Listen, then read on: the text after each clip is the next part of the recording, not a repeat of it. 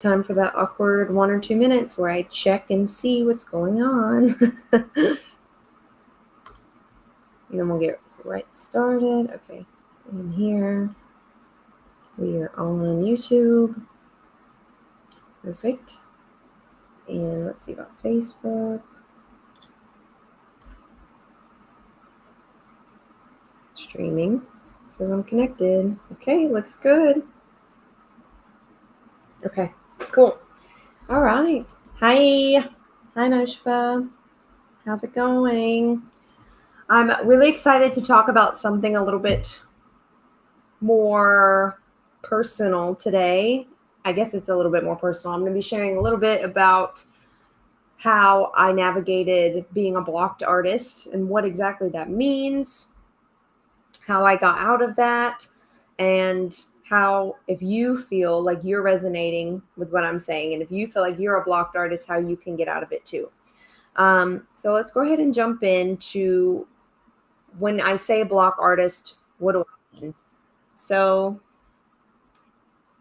okay, cool. I just got a message. Okay. So, a blocked artist, I got that phrasing from The Artist Way by Julia Cameron. If you've been here for any amount of time, I know you've probably heard me talk about it before. You've definitely heard me talk about warning pages. I'm sure, have heard me talk about a lot when it comes to The Artist Way. I actually just want to check my microphone really fast. Yeah, okay, good. And Julia's definition of a blocked artist is someone or an artist who is trapped by their dream or vision. Instead of moving closer to it, they stay in a state of paralysis, uncertainty, and have a lack of motivation to move closer to their goal. So basically, their dream is so big and so daunting and so uncertain that they don't make any steps forward, including creating anything. Let's see, for example, when I was really blocked, I wanted to be, a country music artist and songwriter so badly that I wanted it so badly, and my whole identity was tied to it that I like at the time I wasn't writing any songs. I could never decide on an idea. If I even started a song, I couldn't finish because I was critiquing every line, every word.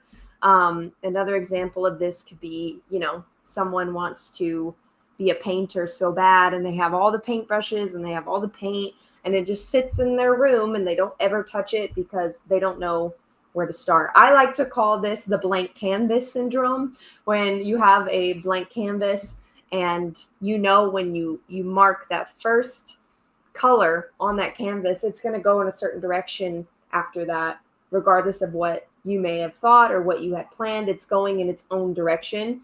And that is a really daunting feeling. And it can be really, it's so much easier to just sit and think about what you're going to do than actually put that first mark on the canvas. And then once you start, you have to keep going. So when you're a blocked artist, it feels like you don't know where to start. You are kind of in this limbo or this decision fatigue where you don't want to do anything to begin.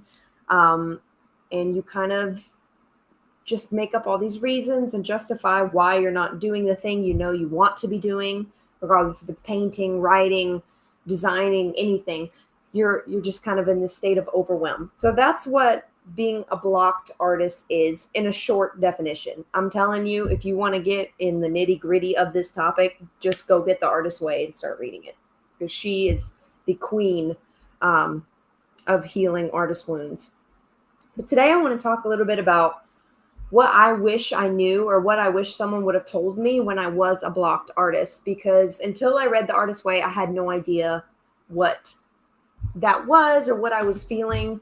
And that brings me to the first thing I wish someone would have told me was all artists deal with this, and it's not just you. Because I genuinely thought there was something wrong with me. I was like, why am I not advancing in my craft? Why do I have so much resistance towards practicing playing guitar? Why are all my friends, writing songs and playing out, and I just don't feel confident enough to do anything, and I don't know where to start? And then after reading The War of Art, this is another really good book for artists. The War of Art, he talks a lot, by Stephen Pressfield. He talks a lot about the concept of resistance. And resistance is basically the ego. Anytime you're doing something that is unfamiliar, it sends off the fight or flight response in your brain. And our brains are designed to keep us safe, right? So it's going to tell your brain is going to signal all sorts of resistance to your body to not do that thing because it is uncertain and it's deemed a threat in our fight or flight, like our reptilian brain. And all artists deal with this. So your brain can't comprehend that writing a song isn't life threatening. But if it is scary to you and it is unfamiliar, then your reptilian brain will deem it so. So this is something that every artist deals with. This is something every entrepreneur deals with. This is something that anyone who's ever tried anything that is unfamiliar and that is difficult has to deal with, the concept of resistance. And I love this book because he talks about resistance like it's an outer body thing that's trying to kind of take you down, versus before I kind of read into this concept a little bit, I just blame myself all the time. I just thought it was my fault, that I was lazy. Artists are not lazy for the most part. Most artists are not lazy. We just succumb to fear. So if you take a look at this book, maybe you read The Artist's Way, just know that you are not the only artist who deals with this. You're not the only entrepreneur who deals with this. And you're not alone. This is something everyone goes through. And by the way, I know I'm talking about artist block here, but everyone who considers themselves an entrepreneur, you are also an artist. And everyone who considers themselves an artist, you are also an entrepreneur. Both are very creative. Both are very passionate. Both are very intentional with the work they are putting out in the world. If you are an artist who doesn't identify as an entrepreneur, you need to start doing so, because that way you can actually turn passions into profit. And that way you can, kind of break down this starving artist stigma that has been, drilled into us for so long. And if you are an entrepreneur and you don't think of yourself as an artist, you should be thinking of yourself as an artist, because your business is your craft. This is your soul's work that you're putting out in the world. And if you are not creative, it's going to be very hard to stand out in a competitive market. So my main mission, if I do anything on this earth, is to try to help those perspectives to intertwine. That's just a side note. Okay. My second thing I have on here is something I wish I would have known when I was blocked, is curiosity over creativity. So this is another concept from another book called Big Magic. Oh, my door just opened. That was kind of creepy. Big Magic is written by Liz Gilbert, who wrote Eat, Pray, Love. It's her love letter to creativity. I'm going to shut this door. 1 second. It's about to storm, so it might be really loud and rainy. So curiosity over creativity, how she explains it in the book is curiosity is little c and creativity is big C. Creativity is the thing that, it's like this huge, like, I'm a creative, I'm going to go do this. I'm going to go be creative. But curiosity is the seed of all creativity. Anytime you've ever made anything, it's because you started with a curiosity. Any song I've ever written, I was probably curious about one line to begin, or one concept or one idea, and then I wrote a whole song over it. So one thing I wish I had known back then is to lean into curiosity more than creativity. It's a lower barrier to entry, and it keeps things light. It keeps things playful. It keeps things from being so serious. And even if you are a serious artist, you still have to be able to create from a space of play. Every, huge artist in the world, Taylor Swift, Madonna, whatever, even though they do take their work very seriously in their creative spaces and when they are in their creative process, they're in a very playful zone. They're in a very playful frame of mind. So I wish I would have leaned into that more than taking myself so seriously and taking everything so seriously. All right. Number 3 is actually learning how to craft. So when I was blocked, and this is no surprise I was blocked, it was because everything I was doing was for external perspectives. So I grew up in the music industry. I grew up, my dad was, I grew up in and out of arenas, basically in the touring world.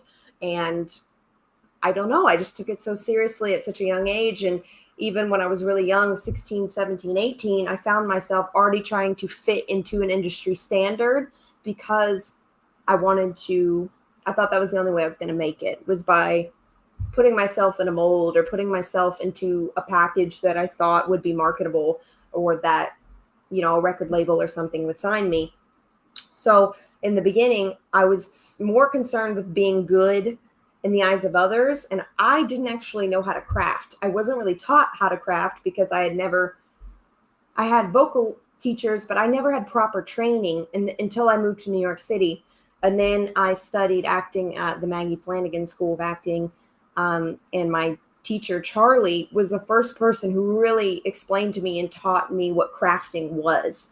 And I think if basically after I switched off the industry part of my brain and I actually focused on how good I wanted to be and what I defined as good and how I could craft to get there, that's when I actually started enjoying myself. Because when I was doing everything to be, put into an industry standard, I wasn't having any fun anymore.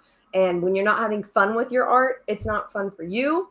It's not fun for anybody listening or watching you or seeing your art, because the love isn't there, the passion isn't there. It's going to be lifeless. So the minute you start to stop having fun, take a step back, get a new perspective. What am I doing? What are my intentions? What are my motives? Those are the questions you need to ask yourself, and get back to crafting, to actually being in your work, to trying to be the best at what you do, trying to try new things, holding yourself to a standard of what you think is good, not outside industry standards or what's hype or what's, trending in your hometown right now. Focus on your own crafting, and then you'll probably start having a lot more fun again. The fourth thing that I wish I knew when I was blocked is you don't have to be miserable to make good art.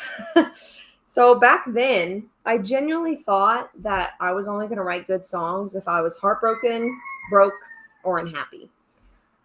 This was all like really deeply rooted in my subconscious, of course. It's not like I was intentionally trying to be unhappy so I could write good music. But no matter what you've been exposed to in any artistic space, the starving artist stigma has been around for a very, very long time, since the Renaissance, basically. So you can I've seen this in myself and I've seen it with a lot of other artists, you can almost end up sabotaging your life or certain things that are happening to you if you have a deep-rooted subconscious belief that you will not be good at your art unless you're in a state of chaos or unless you're in a state of struggle. If your art is the most important thing to you and your identity is attached to it, like mine was, you will absolutely sabotage to stay in that place of struggle if it means you can keep making good art. I've seen it with a lot of clients and friends back in Nashville, and I did the same thing. So that's a huge tell if you're blocked, is what keeps happening in your life. Like one form of self-sabotage would be, maybe you finally got like a lead role, and then opening night you get sick and your understudy has to go on for you instead. That's like a classic, sign of self-sabotage in that space. Another one could be, you're dating this new person and everything's going really great, and then you pick a fight for no reason, and then look, you got to write a breakup song about it. Like that's like textbook self-sabotage. So if you start to pay attention to all the things going on in your life, I'm constantly asking myself, like, is this some outward form of self-sabotage? So that way I don't have to confront this perspective, or I don't have to confront this limiting belief, or whatever it might be. So I genuinely did not know back then that I was going to be just as fine of a songwriter, even without struggle. So I would say, if you do feel blocked in any way, observe your thought patterns around what you feel like what kind of state of mind you are in when you're creating, and really start to think about the starving artist stigma. Is there any patterns or voices in your head you've picked up? It could be as simple as when you were 6 years old and you love to draw, and then your parents said, well, one day you're not going to be able to do that. You're going to have to get a real job. And then bam, just like that, that's going to be a deep-rooted subconscious belief for the rest of your life. This is why the artist way is so powerful, is because it helps you to unearth those deep-rooted belief systems that you could have got at a very, very young age and you never even realized it impacted you. So number 4 is you do not have to be miserable to make good art. And number 5 is let your art off the hook. At the time when I was trying to get a record deal and I was, making the rounds in Nashville, I was like 18, 19 at the time. And I wanted my music to financially support me because I was waitressing at the time, and obviously waitressing isn't that fun. And I was working so hard to get a deal or to get my break. So that way I didn't have to work in the restaurant anymore, or I didn't have to do something I hated, so I could just do music instead. But what ended up happening is it led to inauthenticity in my music, my presence, how I orchestrated shows. It led to inauthenticity in everything because it became more about the money than about the craft. It led to scarcity and a lot of scarcity mindset and like this frantic, chaotic energy of it. It was not good. It was not good. And it put so much pressure on my art that, again, I wasn't having fun at all. I was running around Nashville like a crazy person, just playing every gig I could, trying to get exposure. It was like I was in this countdown to being able to quit my job and finally be supported by music. But because of that anxiety and that stress and that chaos, I wasn't making good music. I wasn't having fun. And my energy was repelling to anything that was good was coming my way. It was almost like I had a resentment, and it was a very negative space to be in.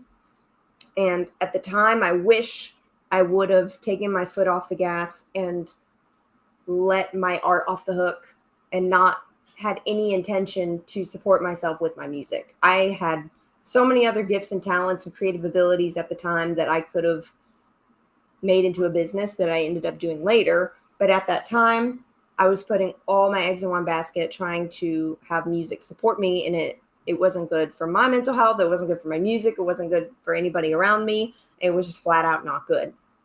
So eventually, fast forward a few years later, it took a whole life change and me kind of leaving Nashville and getting new perspectives and kind of an ego death. I had to accept my full identity and accept myself as Reagan, not just Reagan the musician. My entire identity was wrapped up in who I thought I was going to become as an artist, and I had to fully accept and love myself as a person to be able to get on the other side and love music again. That's only when it started to be really fun again, is when I let myself off the hook.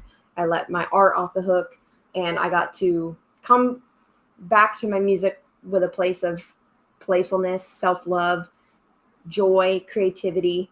And that's when I was able to actually start venturing into my coaching business. And I was like, all right, I've got so many creative gifts and talents.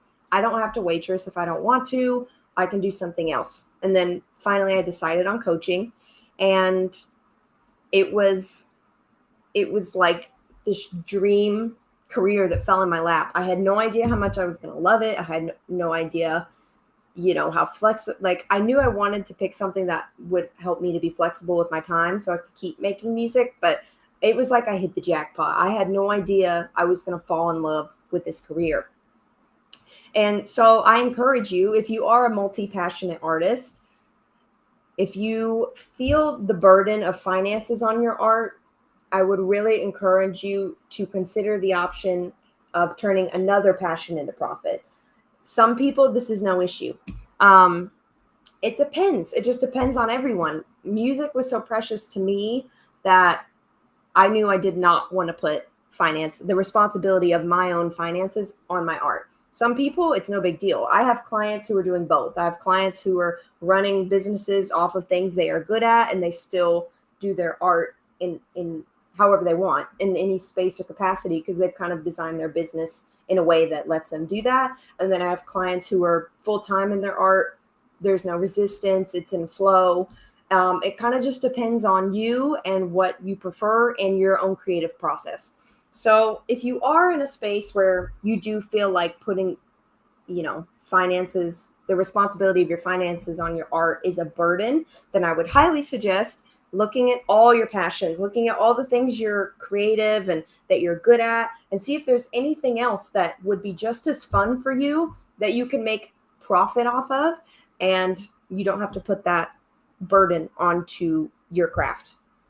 And the thing is, like, if you're an artist, you can figure this out. Entrepreneurs, we have to be so creative to be able to stand out in a competitive space. Like, everything about being an entrepreneur is extremely creative. And if more artists actually took advantage of their creative abilities and just put on, a CEO hat or an entrepreneur hat, watch out, because the brains of people who are already coming up with all of these amazing ideas, if we just transport that into business, and the simple steps of how to run a business, and you just copy paste your creativity into that, it's such a blessing. I can't even tell you how big of a blessing starting my own business was, because not only was it a second creative outlet, but it was transcendent. I was able to transcend anything I had done before, because I just came into it with such a safe space and a great mindset, and being able to do something I love every day is something I never take for granted, and it's what I encourage all my clients to strive for. So, that being said, I do want to talk a little bit, if you are considering either going full-time in your art or turning one of your other passions into profit, there's a couple things to keep in mind when doing so.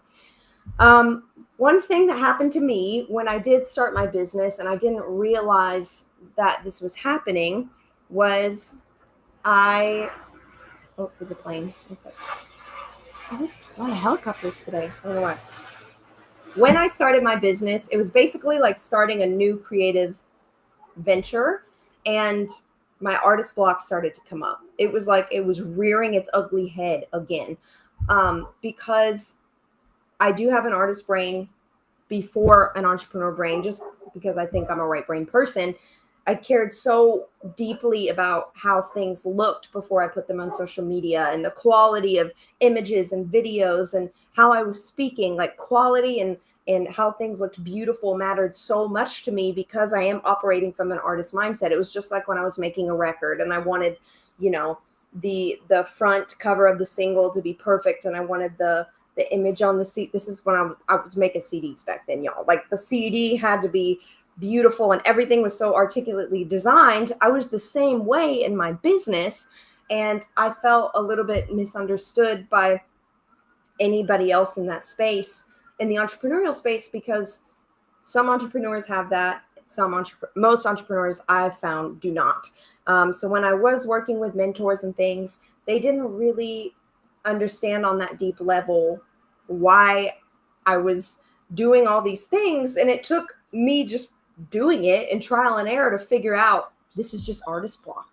This is just like what I used to do with my music, except it's coming up in my business, because I'm still an artist. I'm bringing my artistic touch to everything I do in my business constantly. So I had to go through all of that again and figure out, this is just artist block, to get on the other side of it. And I was able to make business systems that were completely tailored to my artist brain. They're simple. It's easy to get through a process. You can still put your artistic touches on your work, but it's more important to get the work out. I'm sure you can relate to this if you've spent a lot of time trying to make a piece beautiful or make it perfect, and then no one ever saw it because you never thought it was ready. In the entrepreneurial space, it doesn't matter that much. It's more about being able to show up and give value to your community, to be able to sell your offer, to be able to do what you do, to be able to be consistent. There's just some things that you can apply that are very simple that will help you beat the artist block in the business space. And that's why I'm so passionate about what I do. I've never met any other coach out there who has the background that I come from that can directly help brains like mine. I know it's not something everyone deals with as an entrepreneur, but those of you who know what I'm talking about, you know what I'm talking about. And you know how difficult it can be just to be consistent on social media because you care so deeply about how everything looks, sounds, how the work feels. You want your presentation, your proposal to go out and be beautiful, and you want all the finishing touches on your logo and your colors and your fonts and your website and all these things. And at the end of the day, the bare bones of your business is what are the value you're giving to, what is the value you are giving to your audience and to your community, and how are you going to sell it and how are you going to provide value in your offer? It's really that simple.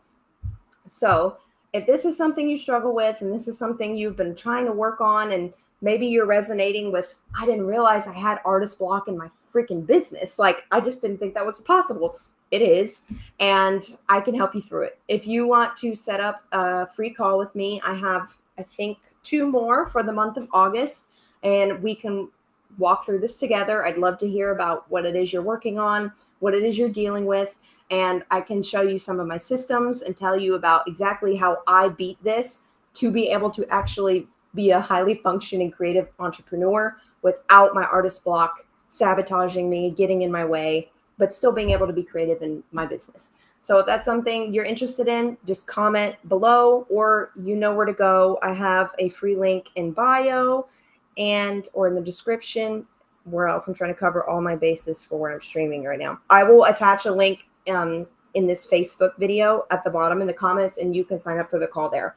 But guys, this is something that everyone is capable of. Every single artist is capable of running a business. Every single artist is capable of making more money than you thought was possible. And if it's something you want to do, you owe it to yourself to at least try. Take a chance on yourself, do the work, and you will never regret it. Being able to do this every single day is all I ever wanted. And being able to do something I love that's meaningful for my community, and still being able to write songs whenever I want, and I have the freedom in my day to do whatever it is I want, and I can work on my own marketing for my music. It's 10 out of 10 recommend. So I hope this was helpful for you. If you want to watch the replay, there will be a link available on YouTube, and I'll be putting that up. It should be live in about 10 minutes. And I will see you guys. Oh, I won't see you next Monday. I'm actually going to be in the air. I'm flying to the mainland to go to New Jersey to watch The Boss on Monday. So I'll be in Jersey for a week, and then I'll be in Nashville for a week. So hopefully going to hit up some good music and see some cool shows. So yeah, I won't see you next Monday, but I might see you the Monday after. And if not, I will be putting up some YouTube videos and other content in the meantime. So I hope you have a lovely week, and I'll check in with you guys soon.